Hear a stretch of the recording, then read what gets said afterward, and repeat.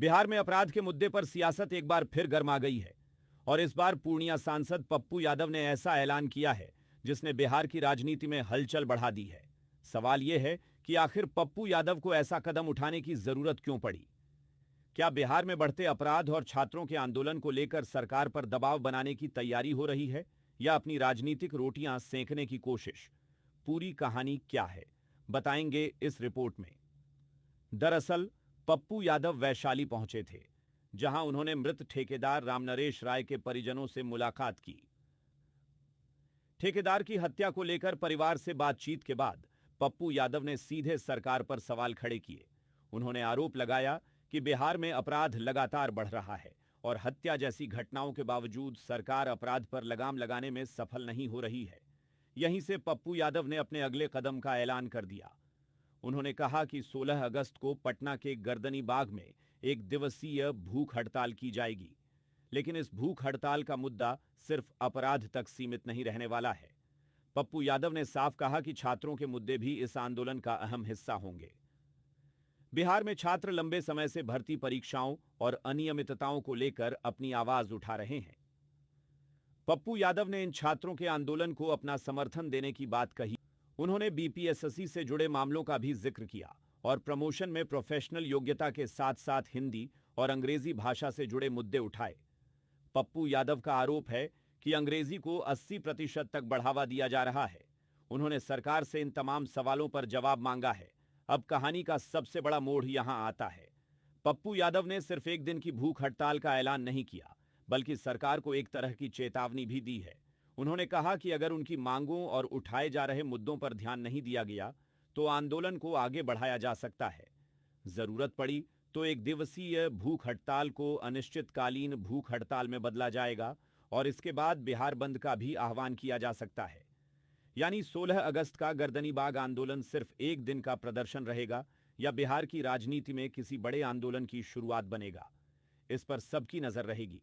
इसी दौरान पप्पू यादव ने केंद्रीय गृह मंत्री अमित शाह को लेकर भी बड़ा बयान दिया। उन्होंने कहा कि जब तक अमित शाह का इस्तीफा नहीं होगा तब तक विपक्ष की ओर से आंदोलन जारी रहेगा। उन्होंने राहुल गांधी के बयान का जिक्र करते हुए भी कहा कि सरकार के खिलाफ संघर्ष जारी रहेगा।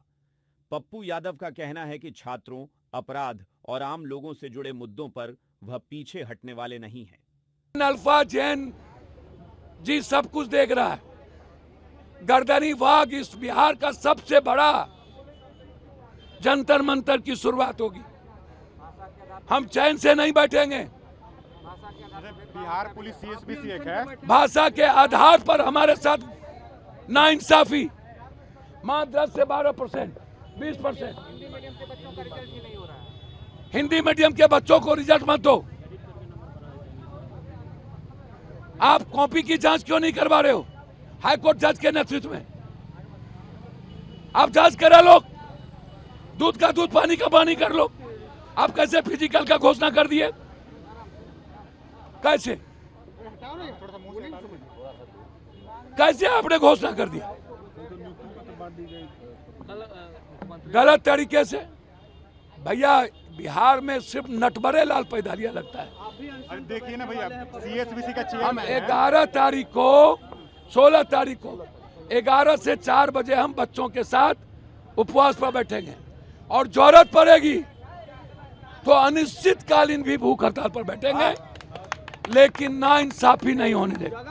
प्रशासन आके ये गर्दनी बाग। भैया, आज सुबह प्रशासन आके हम लोग को अल्टीमेटम दे के गई है कि आप लोग को यहाँ से आज ही तक परमिशन था, जबकि हम लोगों ने 10 तारीख को अनिश्चितकालीन के लिए लेटर दिया हुआ है।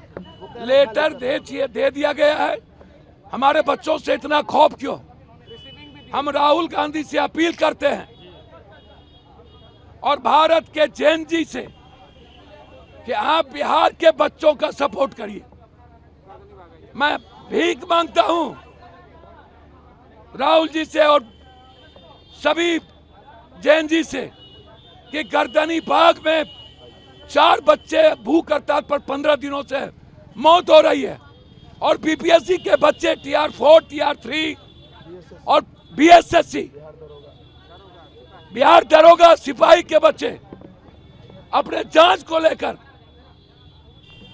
और गलत मार्किंग को लेकर धरना पर हैं, आप सपोर्ट करिए। अब सवाल कई हैं। क्या पप्पू यादव की भूख हड़ताल से सरकार पर दबाव बढ़ेगा? क्या छात्र संगठनों को इस आंदोलन से नई ताकत मिलेगी? और सबसे बड़ा सवाल, क्या 16 अगस्त का एक दिन का आंदोलन आगे चलकर बिहार बंद जैसे बड़े राजनीतिक आंदोलन में बदल जाएगा? फिलहाल पप्पू यादव ने अपना रुख साफ कर दिया है।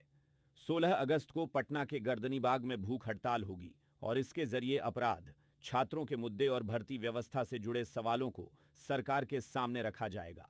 अब देखना होगा कि सरकार इस ऐलान पर क्या प्रतिक्रिया देती है और क्या ये भूख हड़ताल बिहार की राजनीति में एक बड़े टकराव की शुरुआत बनती है।